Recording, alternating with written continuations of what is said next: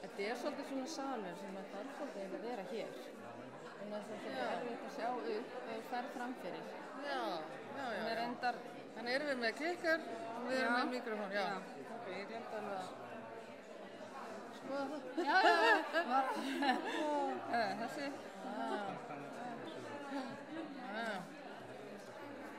Svo bara. Ég veit ekki, en að með að stendur hér þarf maður þetta með ekki. Og svo þetta reynda best ágætna hljóði í þessum sal. Já.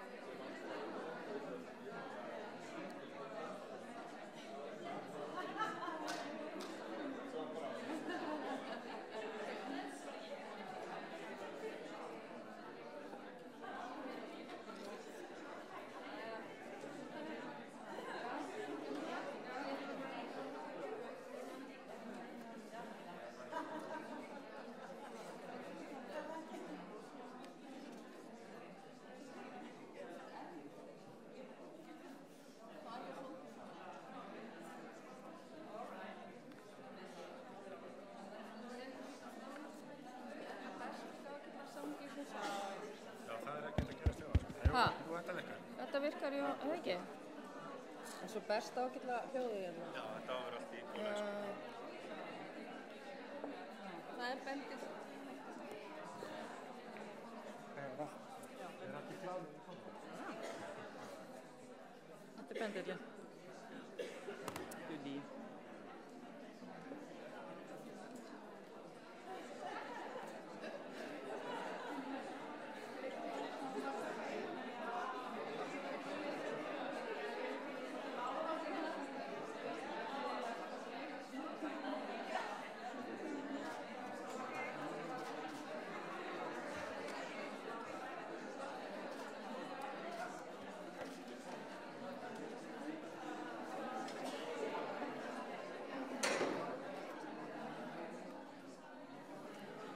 Góðan daginn. Góðan daginn. Það gaman að sjá hvað margir hafa rifið sig upp svona eldsnemma til að fjalla rannsóknir í mannauðsstjórnun. Það kannski ágætis vitnisburður hvað þetta nú spennandi. Hér eru fleiri tugir mann og kvenna, þó aðalega kvenna, að kynna sér þessi málefni. En það nú svo gangur niður í mannauðsstjórnun. Það eru fleiri konur í þessu heldur en kallar. En nóg það. Mitt hlutverk í dag að vera fundastjóri og að ramma þetta inn og passa að fólk virði tímamörk, þannig að ef þið sjáum mig veifa hérna á kantinum þá það út af því, ekki einu öðru. En það mjög gaman að fá svona flotta rannsókn og hún að vera í gangi svona lengi, allt frá árinu 2003 og það mikilvægt líka fyrir okkur að fá tækifæri til að bera okkur saman við hvernig þetta í öðrum löndum og Kranet-rannsóknin gefur okkur auðvitað tækifæri til þess þar sem hún gerð í 50 löndum. Það ekki á hverjum degi sem maður fær slíkan samanburð. En nú það við skulum ekki tefja dagskrána. Fyrst upp eru Sigríður Finnbogadóttir sem verkefnastjóri í Kranet og hefur verið að aðstoða við að útbúa skýrsluna og taka saman niðurstöðurnar. Hún þessa dagana að ljúka meistaranámi í stjórnun og stefnumótun við viðskiptafræðideild HÍ og lokaverkefni hennar fjallar kynjaða fjárlagagerð hjá ríkinu. Vildi líka fá að nefna að hana Þórunnu Hrönn Þórsdóttur sem vann að undirbúningi skýrslunar fyrir hluta Hemmers. Þannig að býði bara velkomna hér upp, gjör svo vel.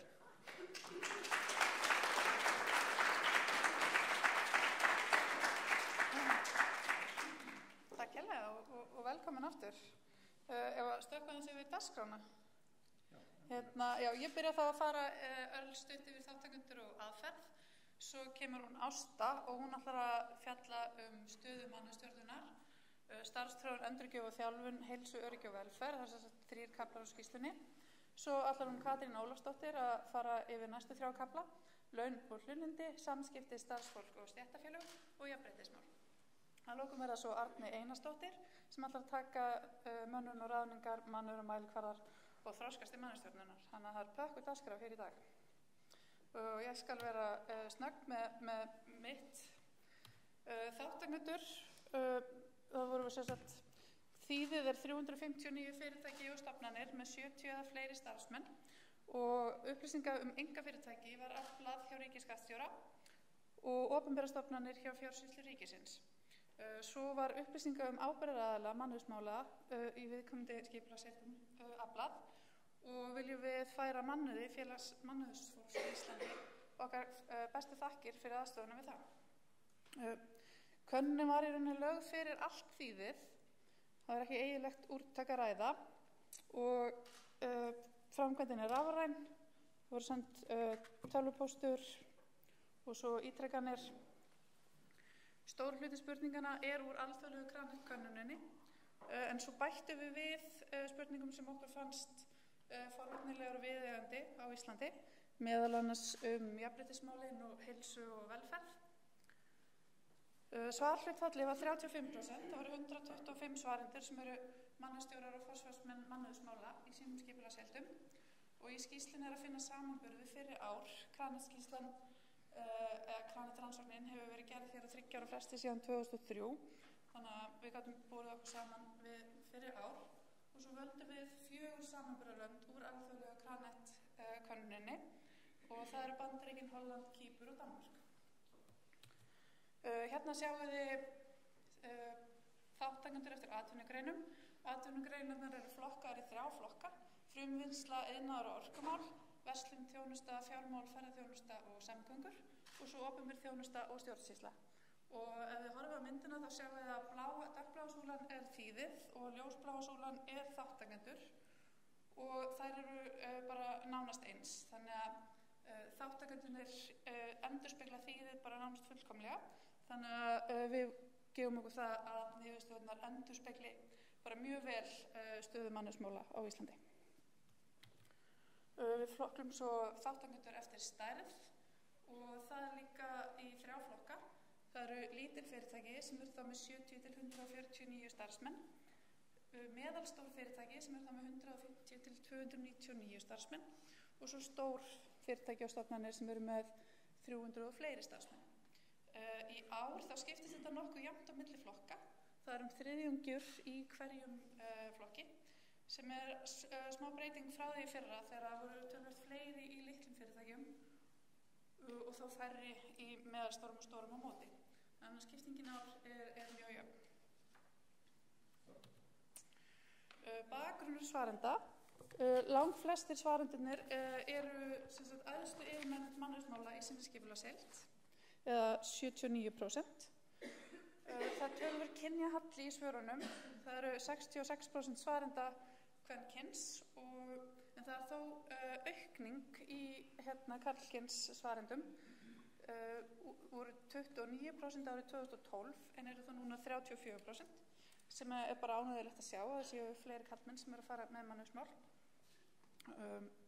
97% svarenda eru með háskólagráðu og á myndinni þá sjáum við hvernig þær gráður skiptast og sjáum við að algengasta menntunin í ár er viðskiptafræði eða 53% svarendana og þar á eftir félags- og atferlisvísindi með 21% og svo fer þetta lækkandi. Og já, ég held að ég sé þá bara búin með mitt innan tímamarkaði, ekki? Mjög gott, alveg frábært. Takk fyrir.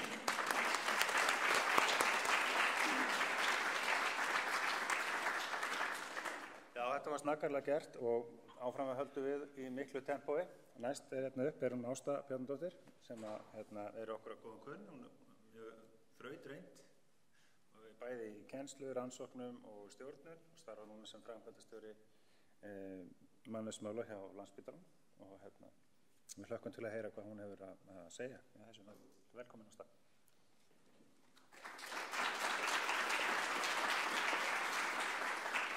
Sæl, hjartanlega velkomin. Ég ætla að fara yfir mannauðsstjórnin í skipulagsheildinni sem er svona stöðu mannauðsmála og síðan starfsþróunarkaflan og síðan kaflan heilsu og velferð sem er svona nýr kafli hjá okkur svolítið. Þannig að fyrst er það þá þetta með hvort það sé yfir höfuð til staðar mannauðsdeild eða mannauðssvið í skipuritinu og þá var bara já eða nei og hér er þetta sýnt samanborið við fyrri ár og líka samanborið við eftir stærð fyrirtækjana. Og hérna getum við séð í rauninni að litlu og meðalstóru fyrirtækin hafa verið að bæta við sig mannauðsdeildum á milli mælinga. Þannig að það er frekar í stóru fyrirtækjunum aðeins tilbaka en alveg klárlega aukning þarna í sérstaklega meðalstóru fyrirtækjunum. Þannig að það er jákvætt. Svo er auðvitað munur líka eftir atvinnugreinum og það er hægt að sjá meira það í skýrslunni. Verslun og þjónusta til dæmis eru líklegri til að vera með mannauðsdeild heldur en hinnar greinarnar. En síðan auðvitað vaknar spurningin hversu margir eru í þessari mannauðsdeild og þessi tafla er kannski pínuruglisleg en það sem að hún sýnir í raun og veru er að það er algengast 43% svarenda segja að það séu milli 51 og 100 starfsmenn per stöðugildi í mannauðsdeild. Þannig að við spurðum sem sagt fjölda starfsmanna í fyrirtækinu og svo fjölda stöðugilda í mannauðsdeildinni. Eins og við vitum þá er jafnmikil vinna að hafa með að gera einn starfsmann hvort sem hann er í há eða lágu stöðugildi. Og þannig að það er sem sagt, það er nú oft sagt að það eigi að vera einn í mannauðsdeild á móti 100 starfsmönnum og það er í rauninni miðgildið í þessum niðurstöðum en eins og við sjáum þá er gríðarlega hátt staðalfrávik þarna þannig að það er mjög mismunandi og ég held að hæsta gildið hafi verið eitt stöðugildi í mannauðsdeild á móti 900 starfsmönnum. Þannig að það er svona alvöru starf að vera í þeirri mannauðsdeild. En lægsta gildi voru 29 starfsmenn á bakvið, þannig að þar er hægt að kannski gera aðeins meira. Það er athyglisvert sem sést ekki þarna uppi en að það er aðeins fjölgun í því að launavinnslan heyri ekki undir mannauðsdeild. Þetta er auðvitað svona, gengur svolítið fram og tilbaka. Launavinnslan er þarna inn og úti. En það eru færri núna sem sinna launavinnslu. Þannig að við spurjum sérstaklega það. Og já, þannig að síðan hvaðan kom þessi yfirmaður mannauðsmála sem að, eins og Sigríður nefndi, þá eru þetta mest háskólamenntaðir, en hvaðan voru þeir ráðnir? Og það hefur frá upphafi verið algengast að það hefur verið að ráða sérfræðinga utan fyrirtækis til þess að sinna mannauðsmálunum eða leiða þau. Og þar er alveg aukning núna, hvort sem að það er nú kannski einhver sveifla, en það er svona kannski greinlegt. Og reyndar varðandi atvinnugreinarna þá var það sérstaklega áberandi í opinberri þjónustu. Þar er næstu því 70% tilvika hefur verið ráðið að utan. Tengist kannski stærð opinberu fyrirtækjana einhverju leyti, það geti líka verið. Í stærri fyrirtækjum er líklega að það sé ráðin einhver innan úr mannauðsdeildinni, eðlilega. Það er kannski einhverju fjöldi úr að moða þar. Þannig að aðalega utanhúsráðningar. Síðan er það þessi líka áhugaverða spurning, er yfirmaður mannauðsmála í framkvæmdastjórn eða ekki?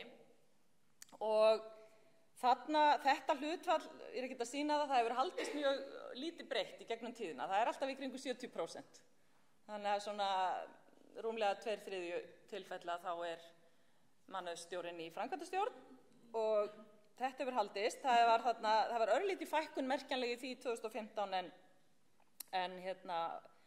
og sama núna en það er mögulega því að sum fyrirtæki hafa verið að fækka í framkvæmdastjórnum, þannig að það var, en svona við túlkum það nú kannski ekkert eitthvað rosalega mikið. En á þessari mynd þá sést það í rauninni að það er ólíklegast að mannauðsstjórinn sé í framkvæmdastjórn í frumvinnslu iðnaðar og orkumálum og en hitt er svona ósköp svipað. Þannig að, og reyndar varðandi stærð fyrirtækja þá kom líka í ljós að það eru millistærða fyrirtækin sem eru líklegust til að hafa mannauðsstjórinn í framkvæmdastjórn. Þannig að það er eitthvað svona breytileiki í þessu. Síðan var spurt hvort að aðkoma yfirmanns mannauðsmála væri hversu snemma viðkomandi kæmi að mótun stefnu. Og þarna nú jákvæð þróun því að það kemur í ljós að það aukning í því að mannauðsstjórinn komi að stefnumótun strax á upphafsstigum, eins og auðvitað á að vera. Og í meira mæli þetta raunin heldur en að viðkomandi siti í framkvæmdastjórn, þannig að það þá verið að kippa mannauðsstjórunum með jafnvel þó að þeir siti ekki í framkvæmdastjórn kannski. Þannig að alveg í 3/4 tilvika þá það strax á upphafsstigum og það í rauninni samt eitthvað það, 7% tilvika þá hvorki samráðinni ráðgjöf mannauðsstjóra í stefnumótun. Það var aðeins munur á þessu eftir atvinnugreinum. Þetta var minni aðkoma mannauðsstjóra í frumvinnslu iðnaðar- og orkumálum, enda sitja þau ekki í framkvæmdastjórn þar. En það var alveg 0% í opinberri þjónustu að viðkomandi kæmu ekkert að stefnumótun. Þannig að svona smá breytileiki í þessu. En þetta allavega jákvæð þróun. Nú þessi kafli mannauðsstjórnin í skipulagsheildinni alveg heilmikill af vöxtum í skýrslunni og ég bara hvet ykkur til að skoða hann betur þar. Það fleira spurt þar eins og til dæmis í hvaða málaflokkum eru fyrirtækin með stefnur, hvaða stefnur eru við lýði, ekki bara mannauðsstefna heldur fleiri stefnur og siðareglur og þannig. Og það spurt upplýsingakerfi á sviði mannauðsmála og það líka spurt mat á árangri í mannauðsmálum, hversu mikið hann gerður og hver eru helstu verkefni mannauðsstjóra. Allt þetta greint eftir stærð og atvinnugrein, þannig að endilega kíkið á það bara í skýrslunni. Ok, þá fer ég yfir í starfsþróun, endurgjöf og þjálfun sem heilmikill kafli í skýrslunni og ég heldur ekki farið yfir allt þar. En ég ætla að nefna hérna nokkur atriði. Starfsmannasamtölin, við höfum alltaf svolítið áhuga á þeim og hér sýnt eftir tegundur starfsmanna. Það spurt hvort að stjórnendur, sérfræðingar og ófaglært starfsfólk fari í starfsmannasamtöl og þar greinilega ekki mikill munur á. Það ef að fyrirtæki á annað borð að nota starfsmannasamtöl, allavega svona í síðustu 2 mælingum, þá bara það notað. Og það alveg hátt í 80%, bæði núna og 2015 að þá verið að nota starfsmannasamtölin og svona sambærilegt fyrir þessa hópa og það jákvætt, það svolítið aukning í þessu. Starfsmannasamtöl eru ennþá meira notuð í opinbera geiranum sem það alveg 90% en svolítið minna í frumvinnslu iðnaðar- og orkumálum. Þannig að starfsmannasamtöl eru svona orðin gríðarlega útbreidd og svo var spurt líka formlegt frammistöðumat. Og þar myndin svolítið breytilegri og lægri tíðni. Það helmingur kannski sem að nota þetta og þá frekar fyrir stjórnendur og sérfræðinga heldur en ófaglært starfsfólk og eiginlega helst fyrir sérfræðinga, 54%. Og það kannski gæti bent til þess að það hafa verið í gangi tilraunaverkefni innan BHM með formlegt frammistöðumat, það var samið það. Samhliða gerðardómi reyndar, það var í síðasta kjarasamningi þar á undan og þannig að það getur verið að hafa áhrif þarna að formlegt frammistöðumat algengast hjá sérfræðingum. Og þetta ósku svipað og árið 2015 en í samanburðarlöndunum sem ég nú ekki með mynda af, það miklu meira formlegt frammistöðumat, sérstaklega í Bandaríkjunum, það bara 90% pluss og hin löndin líka með meira, Holland, Danmörk og Kýpur. Þannig að við erum svona svolítið eftir maður þarna og svo líka spurt og það í skýrslunni eru töflur það hverjir koma að frammistöðumati, það næst yfirmaður eingöngu, líka þar næst yfirmaður, það undirmenn og mjög áhugaverða niðurstöðu með það algengt að þegar stjórnendur eru metnir þá það bæði næst yfirmaður og kannski þar fyrir ofan og líka undirmenn frekar. Þannig að, og líka kemur fram í skýrslunni að nýting á frammistöðumati virðist vera að aukast. Það meira það að frammistöðumat sé notað í launaákvörðunum og við uppsagnir og við starfsþróun heldur en í síðustu mælingu. Þannig að það einhver svona jákvæð þróun kannski varðandi það að nota frammistöðumatið í hluti ákvarðanatöku. Og það kemur líka fram í skýrslunni að það aukning á því að fyrirtæki sem bæði frammistöðumat og starfsmannasamtöl. Þannig að við erum að taka það saman að þá þeir sem segja já við báðum þessum spurningum einhver þeirra sérfræðingur eigi hlut að þá þetta að aukast, að það sé hvort tveggja. Ok, og þá yfir í fræðslu, þjálfun og fræðslu. Hér spurt hversu mörgum dögum meðal starfsmaðurinn verji á ári í fræðslu og þjálfun og það nú bara kannski fyrst að þá skoðum við það hversu margir segja veit ekki við þeirri spurninga því það segir ákveðna hluti ekki að fylgjast með þessu, hvað mikil þjálfun og fræðsla, og það alveg helmingur sem veit ekki svari við spurningunni. Þannig að þessa tölu byggja á einungis 50 eitthvað svörum, ef ég man rétt, cirka helmingurinn.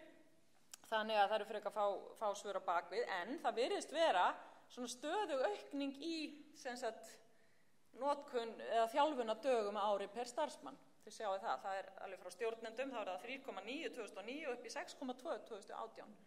Alveg steady aukning og eins með sérfræðinga og ófaglegt starfsfólk þá trend í áttina aukningu þó að fara örlítið niður hérna milli 2012 og 2015. Þannig að þetta nú jákvætt, það að verið að leggja meiri áherslu á fræðslu og þjálfun í fyrirtækjum virðist vera, allavega hjá þeim sem að fylgjast með því. Og þetta en við erum samt eftirbátar sumra af hinna landana. Bandaríkin og Danmörk eru með fleiri þjálfunardaga og ég reyndar álíka á Kýpur og fleiri dagar enn í Hollandi. Þannig að það svona bæði og. Svo við erum að færast áfram í þessu, sýnist mér. Og síðan spurt á hina hliðina hversu hái hlutfall af heildarlaunakostnaði varið í þjálfun og endurmenntun starfsfólks og það náttúrulega ekki allir sem að svara þessu, þannig að það eru frekar fáir svarendur á baki þarna. Það aftur helmingur sem að veit svarið við þessari spurningu. Og algengasta svari frá upphafi hefur verið minna en 1% af launakostnaði. Alþjóðlega oft mælt með því að þetta séu 2% af launakostnaði, þannig að við erum gætum alveg tekið okkur á þarna, en auðvitað stundum er fræðsla líka ekki mældur kostnaðurinn af því hún gerð innan hús og þá mælist það kannski ekki og það auðvitað oft mjög góð fræðsla. Þannig að þetta ekki bara auðvitað útgjöld sem að segja neitt til gæði eða hvort að menn sé að gera réttu hlutina. Þannig að það algengast og svo eru fleiri áhugaverðar niðurstöður fræðslu sem að bara ekki tími til að fara yfir hér. En það til dæmis spurt í skýrslunni hvort að það tekið á hlutum þegar starfsfólk ekki að skila þeim árangri samkvæmt frammistöðummati þá eða einhverjum öðrum mælingum. Og það líka fjallað þarfagreiningu fræðslu og árangursmat fræðslu, hvernig árangur af fræðslu metin og hverjir hafa input í þarfagreininguna. Og það fjallað ákvarðanatökum fræðslu, hvort það mannauðsdeildin eða meira almenni stjórnendur sem taka þær ákvarðanir. Og einnig var í Kraneskýrslunni í ár spurt í fyrsta sinn þáttöku fyrirtækja og stofnana í því að taka á móti nemum í starfsþjálfun og sem talsvert algengt, sérstaklega háskólanemum, þannig að þið lesið bara nánar það í skýrslunni. En þá fer ég yfir í heilsu, öryggi og velferð og þarna eru mikið til nýjar spurningar sem voru lagðar fyrir í ár og líka áhugaverðar spurningar skrifstofurými og það starfsumhverfið. Þannig að hér áhugaverður listi sem svona eftirfarandi, það spurt þær leiðir sem eru notaðar til þess að hvetja starfsfólk til heilsutengdrar hegðunar. Og þar efstu og vinsælustu þættirnir eru styrkir til líkamsræktar, sveigjanlegu vinnutími sem við teljum til heilsueflingar, framboð á heilsusamlegu mat í mötuneyti, möguleikin að vinna heiman, boðið upp á læknisþjónustu og heilsufarseftirlit 70%, niðurgreiðsla á sálfræðiþjónustu líka 70% og stuðningu vegna misnotkunar á áfengi og vímuefnum. Og svo eru þarna sjaldgæfari aðferðir eins og svigrúm til hreyfingar á vinnutíma, en þó alveg 60% sem bjóða það. Og hvetja til holls mataræðis og heilsueflandi námskeið, upplýsingamiðlun heilsutengd málefni, andleg iðkun á vinnutíma, nudd- og sjúkraþjálfun, slökun, símalausar hádegistundir. Þetta er svona í bland vellíðan og velferð. Þannig að þarna eru við að gera heilmikið, en auðvitað höfum við ekki beint samanburðin yfir hvernig þetta að þróast. Því þetta var ný spurning og heldur ekki í hinum löndunum. Mér fannst bara nauðsynlegt að spurja þetta. Þið getið þó notað þetta til að berjast fyrir upptöku þessar aðferða á ykkar vinnustöðum. Það eru allir að gera þetta, segir bara eins og unglingarnir. Það eru allir með heilsufarsstyrki. Hvað þetta? Líkamsræktarstyrki. Ok, áhættumat starfa, það náttúrulega skylda samkvæmt vinnuverndarlöggjöfin að gera áhættumat starfa og við eigum að vera því á 2 ára fresti, en það einungis 39% svarenda sem eru með áhættumat starfa í gildi fyrir öll störf og vinnusvæði. Þannig að hér má alveg taka til hendinni og á myndinni má sjá þetta eftir atvinnugreinum og hér sem betur fer jákvætt að sjá að frumvinnsla, iðnaður og orkumál stendur framalega í þessu og þar eru 60% búnir að gera þetta fyrir öll störf og vinnusvæði. Þannig en það má taka til hendin í verslun, þjónustu og ferðamálum og samgöngum sem eru vissulega hættulegi vinnustæði líka og í opinberri þjónustu. Þannig að það einnig kemur fram í skýrslunni að stærstu fyrirtækin eru líklegri til að hafa klárað áhættumat starfa fyrir öll störf og vinnusvæði, sem eins og kannski ætti að vera. Þannig að hérna verður athyglisvert að sjá þróun en við getum alveg tekið okkur á í því. Þetta er náttúrulega gríðarleg vinna, eins og mannauðsstjórar vita. Og þá það að lokum, það sem ég ætla að segja frá, eru vinnurýmin, starfsumhverfið. Og við spurðum sem sagt annars vegar opin vinnurými og hins vegar verkefnamiðuð. Og spurningi var sem sagt bara svo, hvort að vinnusvæði starfsfólks eða sérfræðihópa væru skipulögð sem opin vinnurými. Og það kemur fram að 70% eru með mörg slík rými eða svo til öll rými skipulögð sem opin vinnurými. Einungis 5% eru með engin opin vinnurými. Hverjir eru það? En þetta kemur þetta sem sagt eftir atvinnugreinum og þar kemur fram að opin rými eru algengar í verslun og þjónustu. 84% segjast vera með svo til öll eða mörg vinnurými skipulögð sem opin vinnurými. Þannig að, og minna í hinum greinunum. Og svo það þessi verkefnamiðuðu vinnurými og ég held að við höfum nú ekki skilgreinta í spurningunum en það sem það felur í sér sem sagt verkefnamiðuðu vinnurými að það eru hefðbundna vinnustöðvar en það eru líka svokölluð afdrep sem menn geta farið inn í óbókanleg fundaherbyggi í rauninni og næðisrými sem eru svona kyrrðarými eins og bókasafn þar sem fólk getur farið inn og það sem algjör þögn. Og yfirleitt fylgir verkefnamiðuðu vinnurými líka svona frjálst sætaval á hverjum degi og hreint borð í lok dags, það ekki? Þannig að eru vinnusvæði skipulögð sem verkefnamiðuð vinnurými og þarna sögðust 60% vera með engin slík rými, þannig að þetta snýst alveg svolítið við. Það eru allir með opin rými en 11% einungis eru með mörg eða svo til öll rými skipulögð sem verkefnamiðuð vinnurými. Og á myndinni má sjá þetta eftir atvinnugreinum, það ekki mikill munur, þetta 12% í verslun og þjónustu og 12% í opinberri þjónustu, bara ásköp svona svipað. Þannig að það verður áhugavert að sjá þróunin á þessu, sérstaklega í opinberri þjónustu, þar rauninni búið að taka ákvörðun hjá ríkinu að allar nýja byggingar verða svona skipulögðar.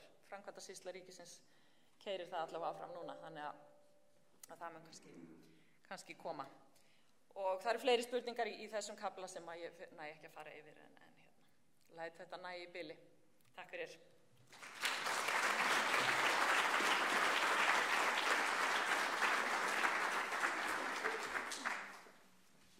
Já, þetta hafðist. Ég var næstíð að byrja að vinka hérna á kantinum, náði að jafna hérna millitíman, en hérna kannski áður en við höldum lengri. Mér aðeins að vekja ykkur smá upp, að við séum að þetta erfitt svona kannski fyrsta mánuðina.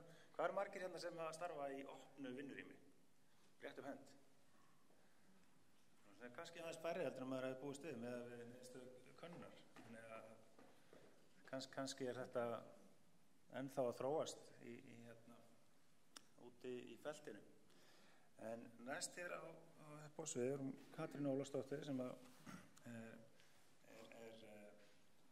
mjög þekkt sem kannski áhugamaður og fræðimaður á sviði þess vinnumarkaðs, hvernig laun myndast á vinnumarkaðnum og það sé engin betri til þess að koma hérna upp og segja okkur frá því og þetta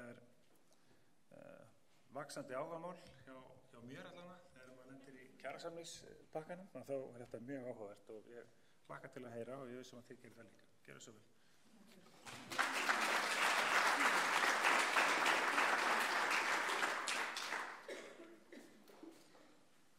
Góðan daginn, já það alltaf gaman að fá að tala það sem maður hefur áhuga á.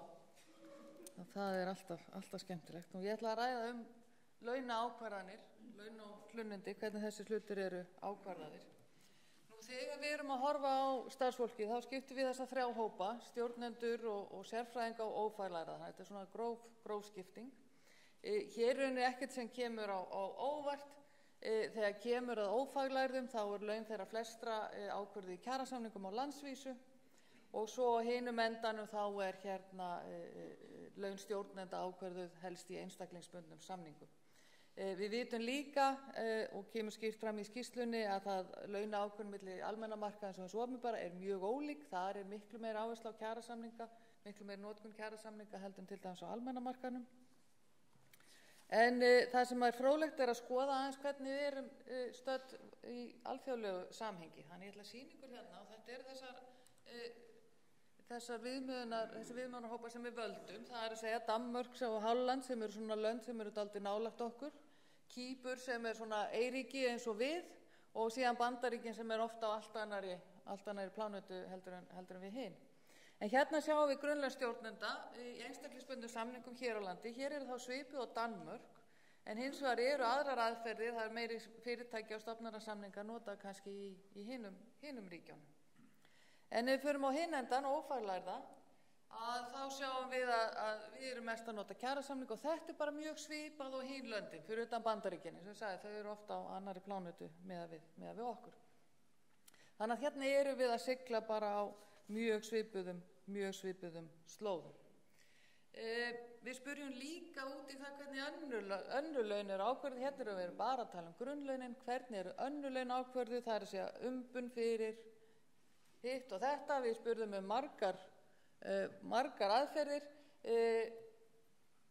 fyrir stjórnendur og þá eru 2/3 eða 2/3 af fyrirtækjum svara því að stjórnendur sé umbunað á einhvern máta fyrir utan grunnlaunin, síðan lækkar þetta og fyrir ófaglært starfsfólk er þetta innan við helmingur. Föstu yfirvinnutímarnir er náttúrulega klassík, þetta er bara gegnum gangandi en það er svona kannski færri fyrirtæki sem eða skipulagsheildir sem nota þetta kannski heldur en hefur verið. Það hefur verið mikil umræða bónusa og slíkt og hvernig verið er að greiða fyrir frammistöðu og hér spurjum við ýmsa mælikvarða varðandi frammistöðu, breytileg laun eftir frammistöðu, ákveðna hvatagreiðslur sem geta verið einstaklingsbundnar hóp eða heildar árangri fyrirtækisins. Hér kemur náttúrulega ekkert óvart að þetta er algengara meðal stjórnenda heldur en annarra hópa. En það sem er kannski áhugaverðast í þessu er ef við skoðum okkur í alþjóðlegum samanburði. Og hér tek ég stjórnendur og þessar frammistöðu tengdu greiðslur og hér sjáum við þá hvernig Ísland stendur. Þetta er ekkert mjög algengt, við erum þarna svipað og Kýpur. En ef við berum okkur bara saman við lönd sem eru nálægt okkur, Danmörk og Holland, þá er þetta miklu síður notað heldur en í þeim löndum. Og við Bandaríkjum er þetta náttúrulega bara mjög algengt að það sé notaðar slíka greiðslur. Þannig að við svona stöndum annar staðar hvað þetta varðar, en hluta til höfum náttúrulega ákveðna sögu varðandi eins og bónusgreiðslur og annað, en eins og sjá, þetta er töluvert algengara annar staðar heldur en hjá okkur. Við sýnum í bæði skýrslunni og í því sem við verðum að kynna hér hvernig við komum út eftir atvinnugreinum, þar sem við skiptum atvinnugreinunum í þrennt. Oft lítur út fyrir að frumvinnslan sé svolítið á eftir hinum greinunum. Það liggur að hluta til í þessu hér að launakostnaðan í þeirri grein er bara töluvert minni. Þannig að maður getur ímyndað sér eða 40% launakostnaðar þá ertu kannski með athyglina annars staðar. Ef þú komið með 50, 60, 70% af launakostnaði, heildarkostnaði sem launakostnaði, þá er náttúrulega bara eðlilegt að það sé meiri áhersla á mannustöðum. Þannig að skýringin getur eitthvað leyti legið í því að launakostnaðan er einfaldlega minna hlutfall af rekstrakostnaði fyrirtækisins. Við spyrjum líka hvernig samskipti eru milli starfsfólks og yfirmanna og hvernig samskiptin eru við stéttarfélögin. Hér erum við að horfa viðskipta heildarstefnu, stjórnendundur fara og þetta mestu upplýsingarnar og svo framvegis. Hérna stöndum við mjög svipað og samanburðar þjóðarnar. Það er helst Danmörk sem eru skilvirkari heldur við í því að koma upplýsingum á framfæri, en að öðru leyti þá stöndum við bara mjög svipað. Þegar við erum að spyrja upplýsingamiðlun til starfsfólks, þá er rauninni ekkert hér sem kemur óvart. Það er í gegnum æðstu stjórnendur, í gegnum næsta yfirmann, á á starfsmannafundum og með rafrænum hætti. Þetta kemur mjög sterkt í gegn. Ein leið sem víða notuð eru samráðsnefndir, það er að segja nefndir milli atvinnurekenda og starfsmanna. Þær eru ekkert mikið notaðar hér á landi, en ég ætla að sýna ykkur alþjóðlegan samanburð á því á eftir sem bara nokkuð athyglisverður. Sama mynd í rauninni kemur þegar við erum að horfa upplýsingaöflun frá starfsfólki. Það er í gegnum yfirmann, beint til yfirstjórnenda með rafrænum samskiptum á reglulegum starfsmannafundum. Þetta virðast vera þessar klassísku samskiptaleiðir. Hér erum við líka með viðhorfskannanir sem ég ætla aðeins að koma inn á næstu glæru, en aftur samráðsnefndirnar ekkert mikið notaðar. Þannig ég kem að sýna ykkur þær aðeins á eftir. Nú varðandi viðhorfskannanirnar, þá náttúrulega bara mjög algengt að fyrirtæki geri þetta, og þarna sjáum við, það með þessu fyrirtæki sem gera þetta, fyrirtækjastofnanir sem gera þetta mánaðarlega, 2 ári, árlega, og þetta eru 65% fyrirtækja sem að gera viðhorfskannanir að minnsta kosti einu sinni á ári. En það eru síðan 4% sem hafa bara aldrei gert það. Þannig að það svona spurning hvað ástæða liggur þar að baki. Nú, ég nefndi samráðsnefndirnar, við erum ekkert að nýta okkur þær mjög mikið, en þetta mjög algengt samskiptaform, til dæmis í Hollandi og Danmörku, sem eru svona lönd sem við erum ofta að bera okkur saman við. Þannig að ég vildi bara sýna ykkur þennan mun svona til að þetta svona bara fróðlega menningamunur. Að við erum kannski meiri í því að bara fara beint í næsta yfirmann heldur en að fara í gegnum einhvers konar samráðsnefndir eða í gegnum stéttarfélagið eða slíkt. Nú, aðild að stéttarfélögum, hún náttúrulega gríðarlega há hér á landi og hvergi hærri heldur en hér á landi. Og hér eru 92% fyrirtækja sem að svara því til að aðild að stéttarfélögum í þeirra fyrirtæki sé á bilinu 76–100%. Þannig að þetta gríðarlega há tala og svona tölur myndi maður ekki sjá neins staðar annars staðar. Við sjáum hér að þeir sem koma næst okkur eru Kýpur og Danmörk með þetta 40–50%. Og þessar tölur eru algjörlega í samræmi við opinbera tölur stéttarfélagsaðild í þessum löndum. Þannig að þetta eru áreiðanlega tölur sem við erum að horfa á hér. En það sem vekur athygli mína að við spyrjum hversu mikil áhrif hefur stéttarfélagið á þínu vinnustað, og þá kemur fram lítill munur á þessum 3 löndum. Hann bara mjög lítill. Frekar mjög mikil áhrif Ísland með 44%. Kýpur miklu minni stéttarfélagsaðild, en þeir segja 45% fyrirtækja segja stéttarfélagin hafi mikil áhrif á þeirra vinnustað, og Danmörk 35%. Þannig að fer ekkert alltaf saman formlega stéttarfélagsaðildin og síðan áhrifin sem að stéttarfélagin hafa. Nú, ég nefndi þér áðan að það voru gaman að koma hér og tala það sem maður finnst skemmtilegast að tala hitt efni sem ég finnst skemmtilegast að tala jafnréttismál. Og hér bættu við inn alveg nýjum kafla.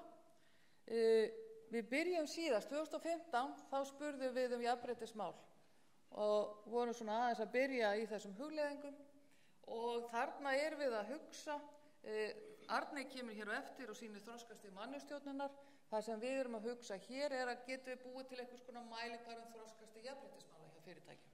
Þannig að það hugsunin sem við göngum út frá hér, og eins og ég segi, við byrjum síðast 2015 með þessar spurningar, og núna höfum við samanburðum hvað hefur verið að gerast frá 2015. Á þeim tíma náttúrulega gerði ekkert ráð fyrir því að það yrði sett í lög að jafnlaunavottun yrði að fara fram, þannig að það breytir töluvert myndinni hjá okkur þegar hún komin inn. En svo ég útskýri aðeins fyrir ykkur hvernig við hugsum þennan þessa þroskamælingu sem bara algjörlega hliðstætt við þroskamælinguna yfir mannustjórnuninni í heild. Að þá erum við að horfa á það að þroskastig 0 bara engin jafnréttisstefna, engar aðgerðir á sviði jafnréttismála, sem í rauninni gagnstætt lögum. Öll fyrirtæki með fleiri en 25 starfsmenn eiga að vera með jafnréttisstefnu, og þessi fyrirtæki öll með fleiri en 70 starfsmenn, þannig í rauninni þetta lögbrot, svona stramtiltekið. Nú, fyrirtæki á þroskastigi 1 hafa þá skriflega jafnréttisstefnu í samræmi við lög, en ekkert endilega fylgin eftir. Þetta eitthvað sem bara lítur vel út á pappír og sett upp í hillu og svona bara vera að tikka í bóksinn, og þarna verið að fara lögum. Nú, við skilgreinum þroskastig 2 sem þarna þá jafnréttisstefnan til staðar. Það verið að vinna svona 1-2 verkefni, launagreining og eitthvað slíkt, og verið að huga því að jafna kynja hlutföll í nefndum og stjórn fyrirtækisins. En síðan komum við hér upp í 3 og 4, þá erum við komin á þroskastigi 3 aðeins lengra. Það eru fleiri verkefni tengt jafnrétti í gangi innan fyrirtækisins, stjórn og stjórnendur endurspegla samsetninguna af starfsmannahópnum og við teljum að þessi skipulagsheild sé þá leiðandi í jafnréttismálum. Það er mjög aktíft verið að vinna í jafnréttismálum. Nú þroskastig 4 að það skilgreindu við þá að fyrirtæki væri komið vottun á sviði jafnréttismála. Reksturinn er greindur með kynjaglerunum og almennt er jafnrétti innan skipulagsheildan og það er bara hluti af öllum struktúrnum í fyrirtækinu. Nú eins og ég sagði, við spurðum þetta síðast, birtum þetta ekki þá vegna þess að við vorum svona aðeins að melta hvernig þetta kæmi út, en við spurjum aftur núna og þá sjáum við að svona líta fyrirtækin út. Og ég ætla að byrja þarna á botninum, þroskastigi 0, þar voru síðast 14% fyrirtækja og þau svaraði 17% fyrirtækja sem að skipulagsheildar sem svara því til í dag. Þannig að þar hefur eiginlega ekkert breyst. Og þessi fyrirtæki, eins og ég segi, þetta er í rauninni brot á lögum, þannig að þetta er ekki leyfilegt. En ef við förum aðeins upp og þá er þá svona, sjáum við jákvæðu þróunina, síðast og þá voru 40% skipulagsheildar sem mældust á þroskastigi 1. Það er að segja bara með jafnréttisstefnu og ekkert umfram það. En við sjáum að fyrirtækin eru þarna að færast upp listan, myndi ég segja. Á þroskastigi 4 þá voru 9% fyrirtækja sem við skilgreindum þar síðast. Þá var jafnlaunavottunin svona, hún var ekki komið, þá var það nokkuð nei. Og en það var VR var með sína jafnlaunavottun og einhverju fleiri sem að voru með vottanir. En núna eru þarna 90% fyrirtækja sem svara því til að þeir séu með jafnlaunavottun. Og við sjáum að það er farið fjölga þarna líka á þroskastigi 3. Það er að segja úr 12% í 23%. Þannig að þarna er mjög jákvæð þróun sem við erum að sjá. Einhverju leyti er hún vegna laga jafnlaunavottun en við getum svo sem ekki greint á milli hvort er hvað. Nú auðvitað viljum við sjá þetta eftir greinum, hvernig skiptast fyrirtækin þar og þar sjáum við það 29% fyrirtækja í verslun og þjónustu sem eru komin á þroskastig 4 en á hinum endanum eru 21% sem eru á þroskastigi 0 þannig að það eru bestu fyrirtækin þar og skussarnir eru þar líka. Opinbera stjórnsýslan er svona í miðjunni eins og oft vill verða en við sjáum þannig töluverður munur eftir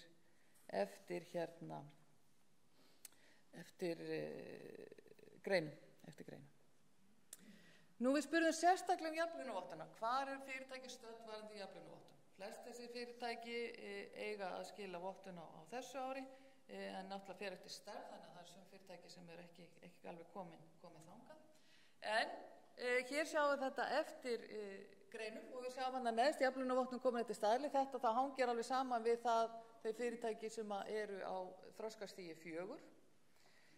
Og svo sjáum við það er stór hluti fyrirtækja sem eru byrjuð í ferlinu og áætlað að klára svona næstu 6 til 12 mánuðum. Þetta er 62% fyrirtækja í frumvinnslu, þetta eru 51% í verslun og opinber stjórnsýsla 77%. Enda er lagaákvæðin varandi hið opinbera að klára á þessu ári. Ekki satt? Já.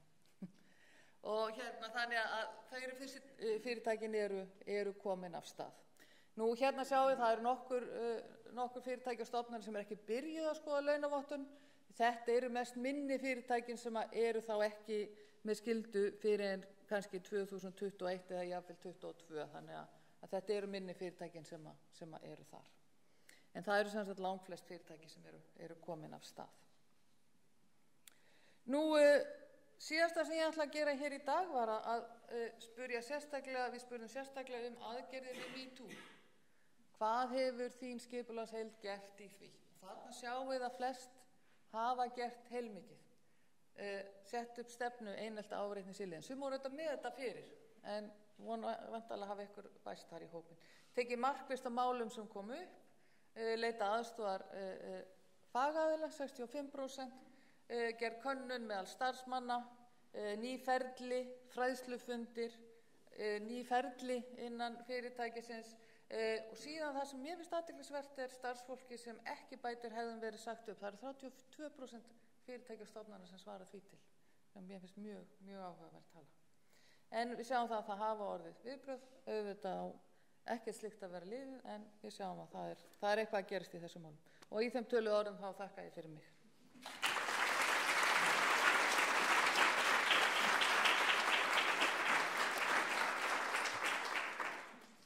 Ég verð að segja að það er alveg ótrúlegt hvað eru snöggar að jafna tíma. Ég er búin að græða 3 mínútur núna bara. Ég hafa ágjörð, þetta rann til 5 mínútur hérna fyrsta erði og bara þetta er magnað. En eins og við finnum öll, þá skiptir rosa máli að hafa einhvað að miða við í okkar starfsemi til að þróa hana. Og auðvitað hefum við kannski sett svona þrönga tengslanett að tala við fólk og spyrja hvað þið að gera og hvað er næst og svona. En það að hafa þessa mælikvarða og viðmið er alveg ómetanlegt. Og þannig er líka betra að selja kannski næstu áherslur og tósa fyrirtækin okkar áfram á þroskabrautinni. Og ég get alveg vottað það, þetta er skipt máli bara í mínu starfi og það sem ég starfa að hafa aðgang að grænniðstöðunum og spá í þroskastig mannastjórnunar almennt. Þannig að það er virkilega gagnlegt. Og ég hveti ykkur til þess að kannski horfa á þessar niðurstöður út frá þeim augum og nýta hana virkilega í ykkar áformum og stefnumótun hvað ykkar málaflokk varðar. Og líka, kannski núna, meðan við erum að fara yfir niðurstöðunar, að þeir punkti hjá okkur spurningar og pælingar sem við getum kannski farið yfir í lok kynningarna og nýtum tíman fram til 10 með það fyrir augum. Ok, nú er ég búin að eyða 3 mínútunum sem er að spara, en ætla ekki að hafa þetta svona langt, en næst er Arney sem hefur starfað við rannsóknir og undirbúið grænrannsóknar langt árabil og í dag þá ertu hér hjá HÍ og ert að byggja upp framtíðar populasjón af mannauðsstörnum og fleiri 100 andlit sem að þekkja Arney og við ætlum að fá að heyra kannski meira bara hvað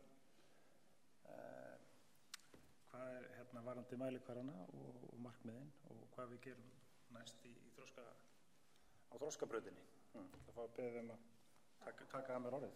Takk.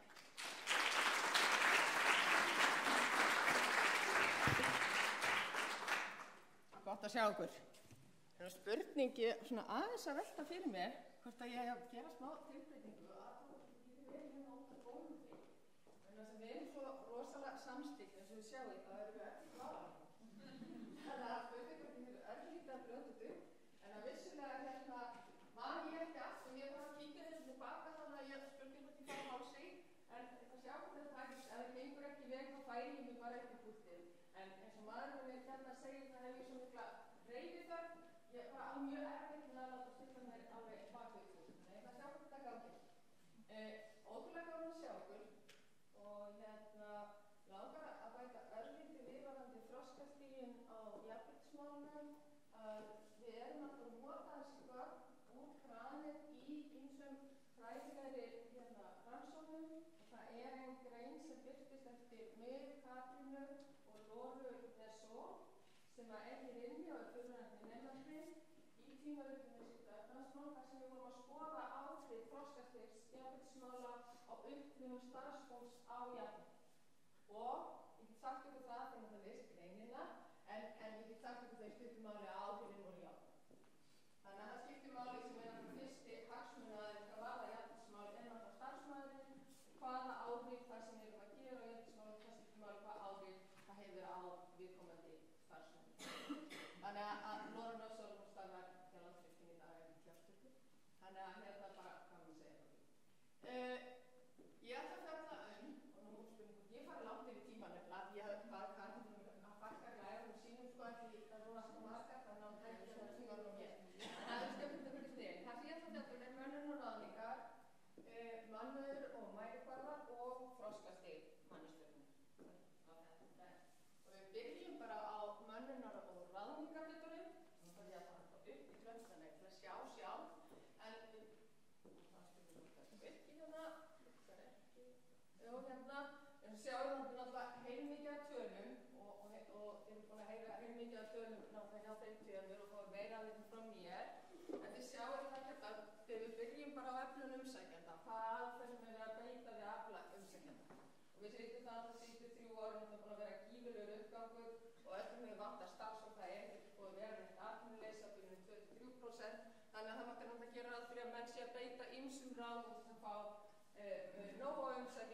vissulega bestu umsækjendum.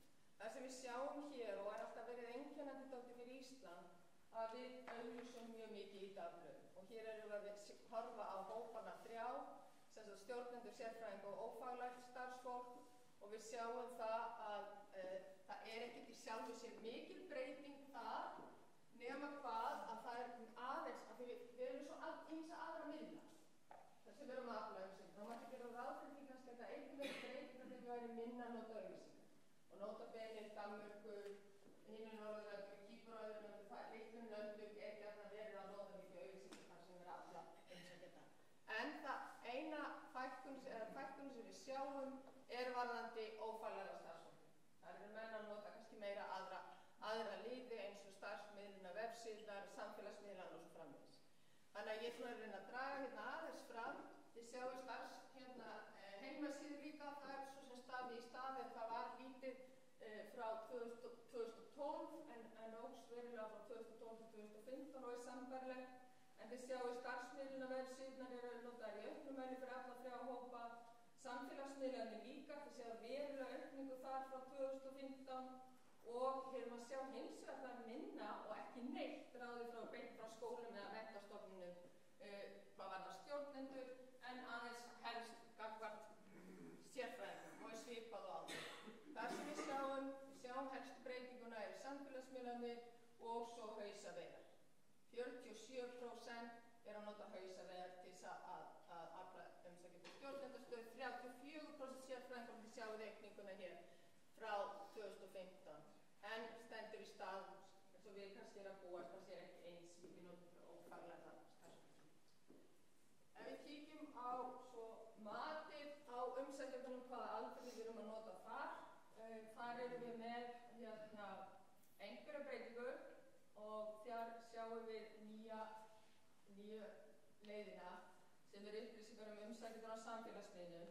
Við sjáum það að það var yfir 30% fyrir alla 3 hópana, þriðjungur að nota það árið 2015 og er sambærilegt örlítil aukning. Þarna þurfum við reyndar aðeins að hugsa hvernig við yfir höfuð að nota samfélagsmiðla til þess að meta umsækjendur. Eitt við að nota er það með því að googla hvernig berum við saman, hversu áreiðanlegar er þessu upplýsingar sem við erum að nota af samfélagsmiðlunum og eru allir á samfélagsmiðlunum, hvað gerum við umsækjenda sem ekki á samfélagsmiðlunum, hvað gerum við upplýsingar þar sem aðrir posta á samfélagsmiðlunum og svo framvegis. Þannig við höfum svona aðeins velta fyrir okkur og þetta er náttúrulega mjög umdeild aðferð hvort hún sé réttmæt, áreiðanleg og með þess að sumum velta fyrir sig, sérstaklega í Bandaríkjunum hvort hún sé lögleg.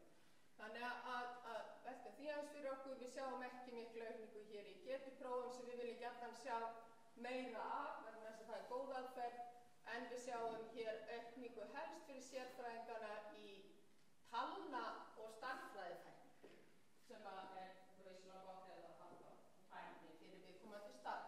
Þannig að svona prófum dráttur ekki stórar breytingar, minna nota sálfræðileg próf hins vegar reyndar. Það er 10% stiga minnkun á sálfræðilegum prófum fyrir stjórnendur, sem er athyglisvert, vegna þess að það er sá hópur þar sem það hefur verið mest notað, þannig að virðist eitthvað vinsældir þegar hann þýðir að tala. Þetta spurning stundum líka mest fyrir þessi stundum hversu góð þau eru og þau eru mismunandi að gera. Það er ný spurning í kranituna sem tengist lengd ráðningarferlisins. Það sem menn velta fyrir sig þegar það er mikið samfélagum fólk er hversu langan tíma megum við ætla okkur í umsóknarferli. Frá því það er opnu stað og ákvæði fyrir að ráða og það til við erum búin að bjóða viðkomandi stöðuna og upplýsa hina sem ekki. Hvað er það að taka okkur langan tíma í það? Og ef við tókum okkur langan tíma, hvað er miklu líkur á við missum af vegna þess að allir aðrir eru miklu hraðvirkari heldur en við. Þannig að það tölum umræðum það og við notum hugtakið time to fill. Þið sjáum hér að meðaltali er að taka 37 daga. Það er svipað og í Bandaríkjunum. Þar eru 2016 voru það 36 daga. Þá frá árinu undan hafi tímalengdin dreifst saman úr 42 vikum á meðaltali. Þannig að menn eru að horfa dálítið á að ráðningarferli má taka langan tíma. Og það er gott að bera sig saman. Ef þú taka 60 daga í ráðningarferli þá getur verið að missa út á hægustöðum í ferli.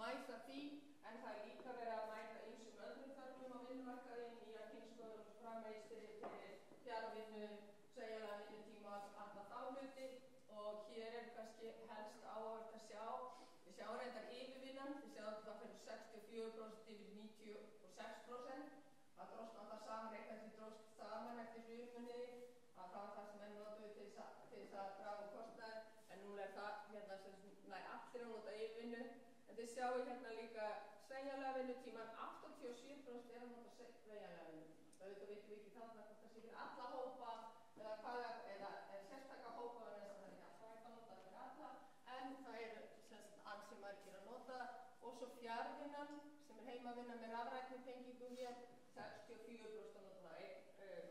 Grunnnámsnemandi minn var að skoða hérna fjarvinnu og var að skila lokaverkefninu sínum, og hún kallaði þetta reyndar móðurlausa hugtæki, en það var enginn almennilega að fylgjast með því hvað verið að gerast með þetta fyrirbæri fjarvinnu. Og hérna sem að er svona athyglisvert lítið verið að ræða og talandi umferðina og umferðarhnútana og allt það, mengun og fleira, kannski er þetta svona valkostur sem við erum að horfa á meira, en tengist líka vissilega byggð á þróun og fleira. Svo er hér líka heilmikil umræða við styttri vinnuviku, og við skelltum eins og bara að spyrja hérna hvort menn hefði stytt vinnuvikuna, og það er reyndar 20% sem segja já, sem er athyglisvert. Þannig að hérna, og það eru fréttir af því, það er ekki bara opinberi geirinn, eins og við vitum að Reykjavíkurborg, við vitum að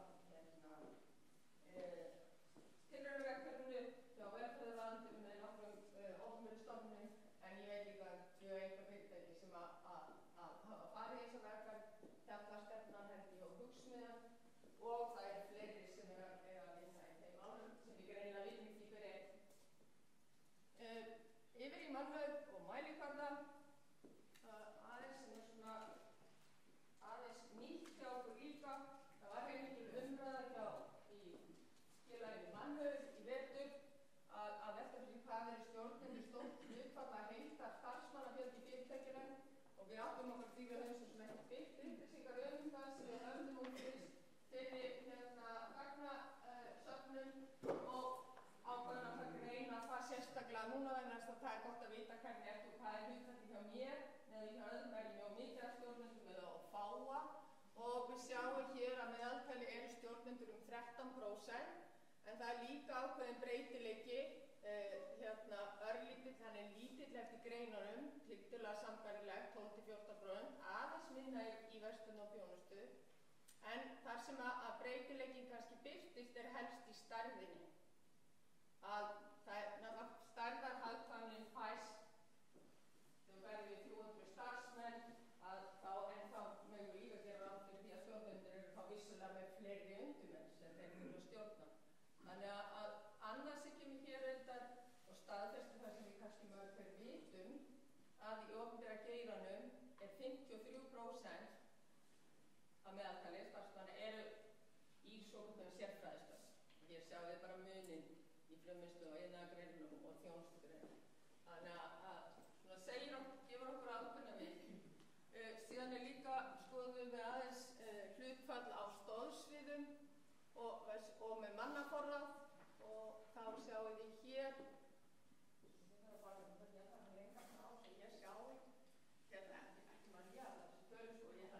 er vita að verður próf, við lafum út að prófum ykkur í tölum.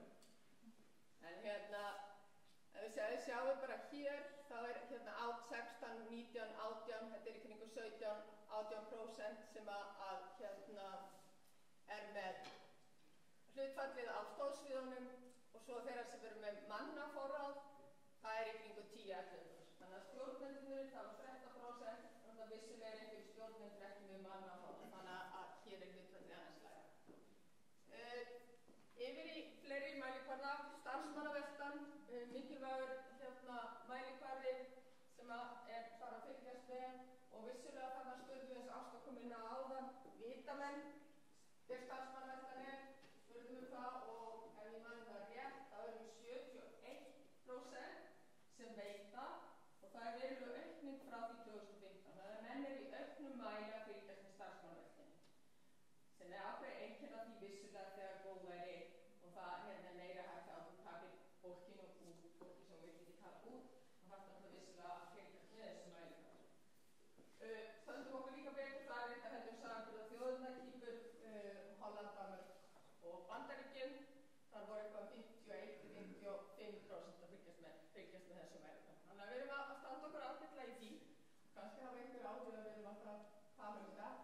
þurfum að mæla þá menn hafa einhvern samanburð vissulega líka.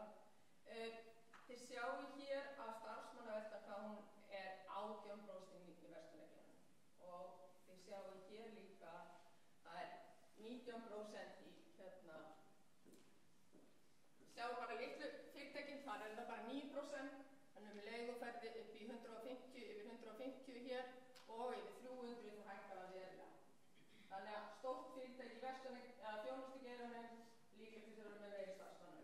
Ég kannski ekki verulega óvart en verður það að horfa til hvernig þú kemur út í þessum sambund. Fjarvistir, það vorum við líka að skoða, og hér eru svona örlítil hættumerki. Þegar við förum vísu umræðina kulnun og að það þægst í samfélaginu og vinnumarkaði. Við sjáum hér svona eitt mælikvarða að fjarvistir á meðaltali 7,6 dagar á mann á Íslandi 2018. 2015 var það 6,4 dagar, þannig að þetta er eins dags aukning. Og má velta fyrir sig, kannski ekki stórt, en við meðum alveg velta fyrir okkur, erum við á leið inn í aukning á þessu svið og vissulega náttúrulega getum við horft á það líka svo starfsmannavelta hún kostar, fjarvistirna kostar vissulega líka þannig að við þurfum að horfa á þá frá því sjónarhorni. Og þið sjáu hérna að fjarvistardagarnir eru á meðaltali flestir í opinbera geiranum, 8,8. Minnst í frumvörsluðinni á orkumálum.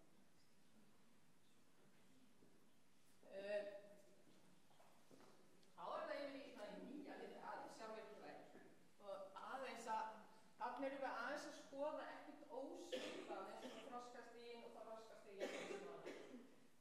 Við erum að skoða hversu menn eru langt komnir í að sjálfvirknivæða tiltekin ferli inn í fyrirtækjum. Og hér förum við frá því að vera á uppáhaldsreit og formuleg vinna sé ekki hafin, frumskoðun hafin á ferlum sem eru 2 fyrstu stigin og síðan yfir í að ákveðin ferli og hafi verið sjálfvirknivædd og áhrif á einstök störf og síðan ferli á nokkrum sviðum og síðan áhrif á störf og yfir í það að vera langt komin að áhrif á mörg störf.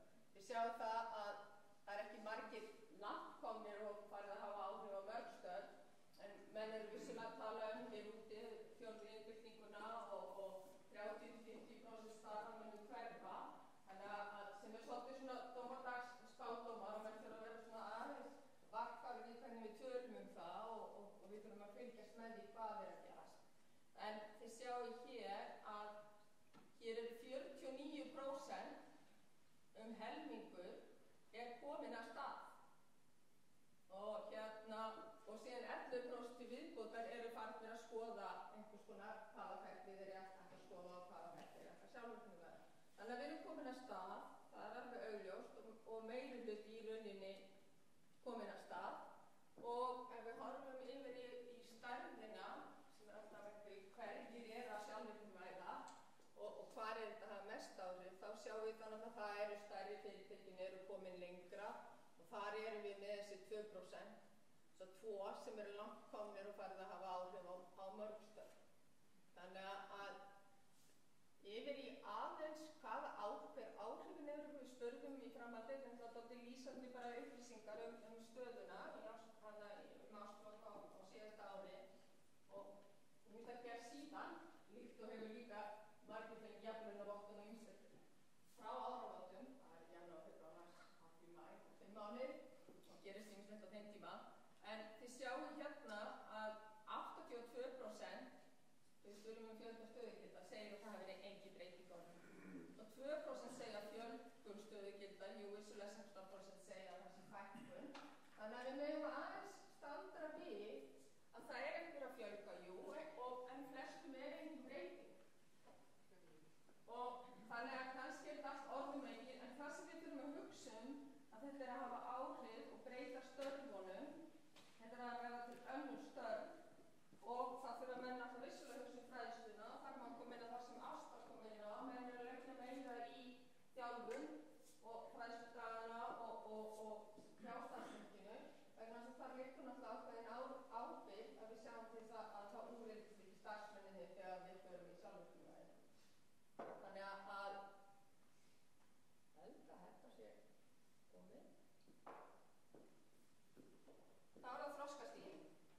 5 mínútur. Það er 5 mínútur. Sjá hvað ég kemst rætt í gegnum þetta. Ég veit að mörg ykkar þekki þroskastigin, þannig ég ætla ekki að staldra við, en bara aðeins að leyfa ykkur að sjá hvernig þau eru hugsuð frá stigi hérna 0 og upp í þroskastig 4 og en á þroskastigi 0 þá erum við þannig að það sé ekki meðvituð hérna mannustjórnum, það sé fyrst og fremst verið að stökkva eld og bregðast við. Þegar hlutur komu, förum við verið á stig 1, þá köllum við það hefðbundi starfsmannahald. Gamanlega, jú, það fara að telja og veit hvað er margir starfsmenn og svo framvegis. Yfir í faglega starfsmannastjórnum, þá byrjum við, ef við komum starfslýsing, byrja að vinna starfslýsingar fyrir tiltekna hóp og svo framvegis. Við erum að verða svolítið formfastari í hlutur sem við erum að gera, við erum bara að byrja að vinna svolítið á þeirri vegferð, sem byggir grunninn að það eins og öðru sem við gerum. Og ef við erum komin á stig 3 þá erum við orðin með það sem kalla maður árangursrík mannastjórnun, að hún færist yfir á fleiri í fyrirsækinu og við erum farin að gera fleiri aðferðir, góðar aðferðir sem kalla maður og það er einhver leiti farin að býta og hafa áhrif. Samt er eins og þroskastigin með jafnvægismálum, það hafa áhrif á starfsmenn og svo framvegis og jafnvel á fjárhagslega þætti.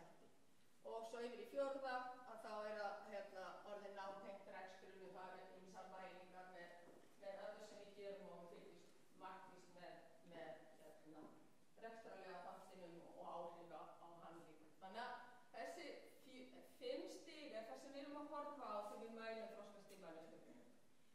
5 stig, 5 og 6 er ekki með, er tiltölulega útópísk og erfitt að mæla en þá erum við komin fullkomleikan sem við vitum öll að ekki til. Þannig að það er kannski ástæðulaust að fara þangað. Greiningartækið fyrir þroskastigið lítur í grófum dráttum þannig út að það byggir á sjálfsmati þeirra sem svara, forsvarsmanna manneskjóla og þeir svara svokölluðum sviðsmyndur sem er setta fram fyrir 5 svið. Það er mönnun, ráðningar, þjálfun, þróun, launaþátturinn, samskiptin og svo staðan í skipuritinu. En síðan eru notaðar spurningar til þess að svokölluð skilyrði.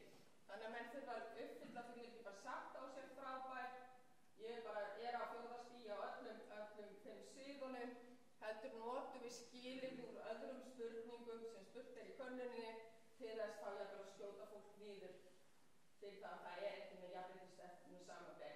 En svo Katrín kom inn á og þá dettur hún niður, þú ert ekki með starfsmannastefnu, þá dettur hún niður og svo framvegis. Þannig að hér sjáu þið til dæmis, þú ert að vita fjölda stöðugilda í fyrirtækinu eða stofnum til þess að geta verið á stígi 1, þú veist það ekki, það getur ekki gefað þér hvernig við það er, þú ert að vita starfsmannaveltuna og þú ert að vera með starfsmannastefnu fyrir stig 2 og svo framvegis. Og fyrir stig 4 þá er það breytilega laun hjá stjórnendum. Og þið heyrðum þetta hjá Katrínu að við erum ekki mikið að nota breytilega laun. Og ég velti reyndar aðeins fyrir mig í því samhengi að því Kýpur er ekki heldur að nota breytilega laun. Er það smæðin líka sem gerir okkur erfitt við að nota breytilega laun. Þá er bónus og allt þetta verður svo mikil umræða, öfund og svo framvegis, hugsanlega, svona eigafjóða einkenni hugsanlega. En ég er alveg búinn, takk sem við les. Hvað er líka? Á þroskastigum, það er jákvæðsþróun sem er skemmtilegt að sjá. Það er 24% er á þroskastigi 3 og 1% nota bene, það er ekkert auðvelt að komast á þroskastigi 4. Og þannig að það er 1/4 komin ansi langt og tölur sem við ekki séð áður og menn eru að færast hér upp stigan og sjá það að fækka á 1 og það er enginn á 0. Þannig að jákvæð þróun og ef við skoðum eftir sviðanum, hér eru sviðin sem eru metin og þá sjáum við hvar við erum að standa eftir meðaltölin. Það skal vera aðeins varkár með oftúlkið ekki, en hér sjáum við að við erum að standa okkur best í samskiptum með starfsmenn. Og það er meðaltöl 2,6. Það er engin breyting í þjálfun, þróun, laun og umbun frá 2015 en það er hækkun aðeins líka á mönnun og ráðningu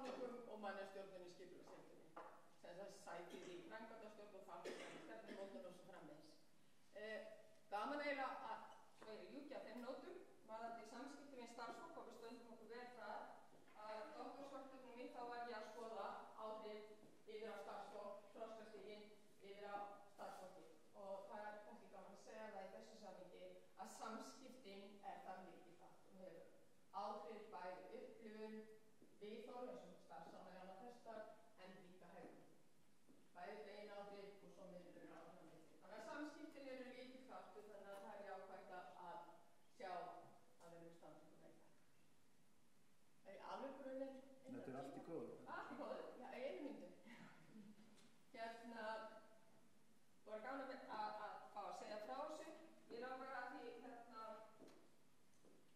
vinna með svo góðu fólki í þessu verkefni og það var það mjög margir komið að granir gegnum árin svo ég tala nú ekki þeir sem taka þátt ekki ár eftir ár, alltaf 30 ára fresti, ég sé alltaf í fyrra skilji og Sigríður var farin að segja líka í fyrra, þetta er fyrir 3 árum alltaf 30 ára fresti, en alltaf innan með þeim tveimur gott starfsfólk, vinna með góðu fólki er alveg ótrúlega mikilvægt, vinna með ungu fólki, Sigríður, Þórunna, Lóra, Arabella, Anna Klara, bara sem hefur komið að þessu verkefni, hvers skipti sem ég kem að verkefni sem ég finnst svo dásamleg, þá læri ég líka eitthvað af unga fólkinu sem ég er að vinna með. Þannig ég held að þau sé ekki, ég vona þau hafi líka eitthvað lært af mér sem verið að kenna í háskólaverkefninu, en þau veit þetta fer það í báðar áttir. Og mér ákvað að þakka náttúrulega öllu þessu dásamlega fólki og svo stuttur fyrir að vera með okkur líka henni í dag, að fyrir þeirra mikilvæga framlag og farum þannig líka þáttum. Ég ætla að segja þetta.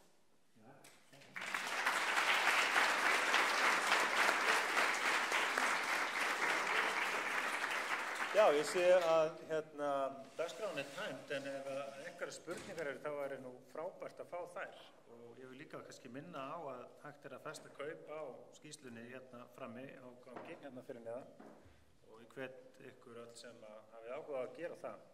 Það er vissulega gagnlegt og hjálpar okkur eins og ég segi bara að móta okkar starfsemi og stefna stöðugt upp á við. Hver ætlar að vera með fyrstu spurninguna? Já. Kannski aðeins með þroskastigi og breytilegu launin. Sko, við sem erum í opinbera markaðinum, eigum þetta séns að komast upp á 4. stig. Því að kjara erfast, þegar formir að kjara ást, þetta hefur ekki verið breytilegu launum frá framstöðu mælifærdum. Sko,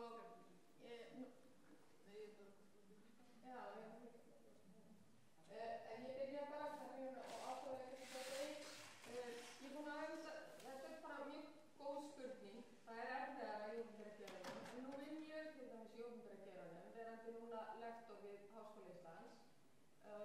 Ég er með breytileg laun og sem tengist rannsóknum mín.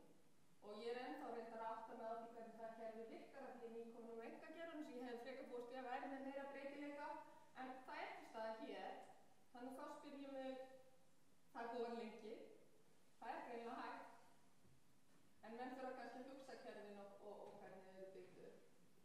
Ég get svarað þessu líka, ég kemur úr opinbera geiranum. Ég tel ekki að það sé neitt sem kemur í veg fyrir það að opinberi geirinn hafi breytileg laun fyrir stjórnendur.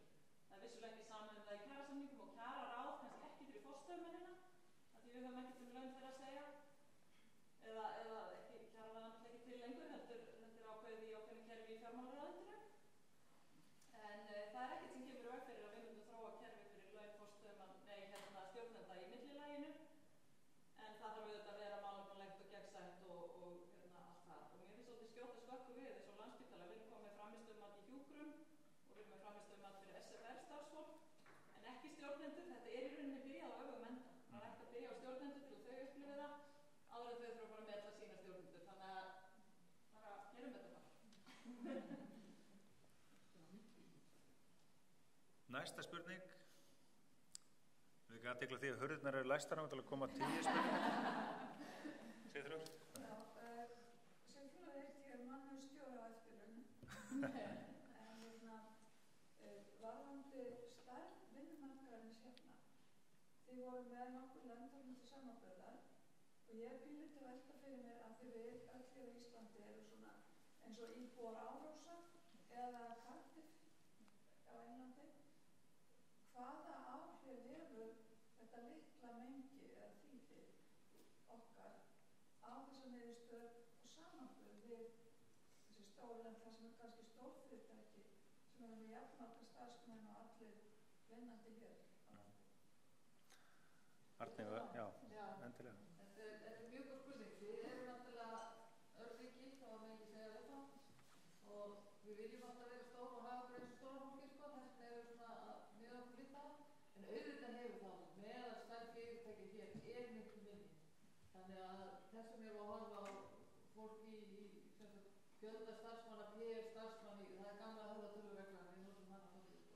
En auðvitað hefur þetta áhrif og eins og Arni nefndi, það að nota frammistöðu tengt mark, þarna erum við höfum farið út í algjörðu öfgar því og það er erfitt að búið til gott frammistöðumat og við nálaðum enn líka mjög mikið. Það sést líka í þessum samskipta aðferðum. Við lögum bara næsta yfirmanni og ræðum við hann ef við lögum líka eitthvað hérna, þar sem aðrir hafa ekki sama aðgang og eru svona vilja frekar hafa eitthvað með þess að fara til þess að gera saman með henni. Þannig að auðvitað hefur þetta áhrif, en við viljum alltaf vera stór og hafa þessu stóru þessu. Ég var að hugsa bara ástæðan fyrir að við höfum verið með Norðurlöndin og höfum verið með Holland og Bandaríkin og annað í þessu samanburði. Það er svona, fannst það svolítið skemmtilegt að taka Kýpurinn. Það var svona aðeins að fá eiga líka ríki og þar eru bara milljón sem búa í því landi. Þannig að það er líka svolítið snorrikið. Einn spurning hérna fyrir ofan. Bara þakka fyrir aftur því glæsilega vinnu ofsalega mikilvægt að hafa þessa yfirsýn yfir þróun á þessu sviði. Það er spurning sem ég saknaði hennar og hún, ég veit þetta er algjörlega könnun, en hún varðar bara þessar öðuþróun í flæðir, þekkingar og mannafl undir landamæri. Ég veit að ég er einhvern fyrirtæki, þá leita ég alltaf tilbaka í henni heima og erlendis í hvað sem er þekkingarsviði ráðgjafar eða upplýsingatekna hvað sem er. Og því miður er ég ofta að taka tilbúðana utan vegna reynslu og vers. Og mér langar að hvort að það sé einhver innsýn inn í það hversu mikil íslensk fyrirtæki er að leita út fyrir okkar landamæri, okkar litla eyland, af mannauð þekkingu í þessu gigaeconomy og starfræði.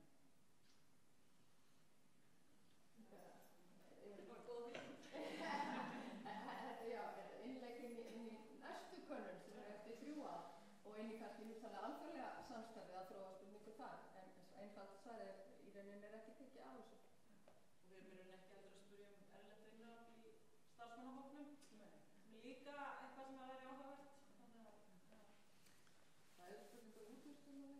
Jú, sem var reyndar ekki birt núna, en svo er reyndar spurt fjölbreytileika stefnu og annað þess að þar sem að við erum reyndar stöndum okkur mjög illa í samanburði við aðra. Þannig að En útvist vantilega mjög vaxandi fyrir það að outsourcing. Já. Ég meina spurningu, aðeins verið að velta fyrir mér varandi fjarvistir og veikinda tölfræði að á tímum kulnunar og þess áttar væri kannski athyglisvert að spyrja hversu stórt hlutfall veikinda og fjarvista er vegna andlegra veikinda, svo sem streitu, kvíða, þunglyndis, þessa helstu þátta sem að maður veit ju ekki hvar spretta, hvort þeir eiga uppruna sinn heima fyrir eða á vinnustað, en hafa örugglega áhrif á það hvernig fólk líður í vinnunni eða hvernig því gengur að ná árangri á vinnustað. Þetta er mjög áhugavert að fá eitthvað samanburð tilfinning, já. Það er ekki heimist náttúrulega að spyrja eðli veikinda. Akkurat. En vissulega er tilfinning sem það til staðar hjá flestu manneskjurum hvort þetta skilast og kannski hægt að gíska á hlutfallið. Já, eitthvað svona mat, já. svo reyndar er náttúrulega má bæta í við að við erum náttúrulega með framhaldskönnun meðal starfsfólk alltaf eftir við ákveðum upplýsingar meðal mannustjóra. Þannig að þá erum við að skoða ári í þessar hluta og það náttúrulega væri hugsanlega að skoða og þó vissulega þetta er viðkvæm spurning. En þetta voru heildarveikindi þetta ekki sem tölur, eða voru þetta skammtíma? Þetta er bara heildar. Einn spurningu viðbót, ef Krista átt enna spurningu, það er einhver með eitthvað lúrir á því. þarna inn. Erum við sérst ennþá á þroskastig 2 og við erum ekkert að færast þaðan neitt svona nema mjög hægt? Já, við erum núna á 2, já, rúmlega 2, en við erum svolítið að færast upp á 3. Þannig að við erum hægt, já, og sígandi, en er ekki sígandi líka best. Fer ekki það sem fer hratt upp, fer yfir hratt niður. Þannig að mér finnst það anvægt. En við viljum alltaf, það er kannski vandi við okkur stundum, við viljum alltaf sjá allt gerast svo hratt. Og þetta er álíka sem hástökkaran í varferkönnunum og því að ég er alltaf svona þessi fyrir örugglega hratt niður aftur. Ég er frekar að sjá fólk að hægt upp og halda sig þar. Þannig að þetta er fólkinu. Það eru góðar tölfræðirannsóknir fyrir því að það sem fer hratt upp, fer hratt niður og það mikil gögn sem styður það. En ef það er ekki fleiri spurningar, þá bara viljum við öll þakka kærlega fyrir og gaman að sjá ykkur koma svona mörg og sýna þessu áhuga og við hvetjum ykkur enn á ný til að nýta niðurstöðurnar í ykkar starfi og bara þakkum kærlega fyrir.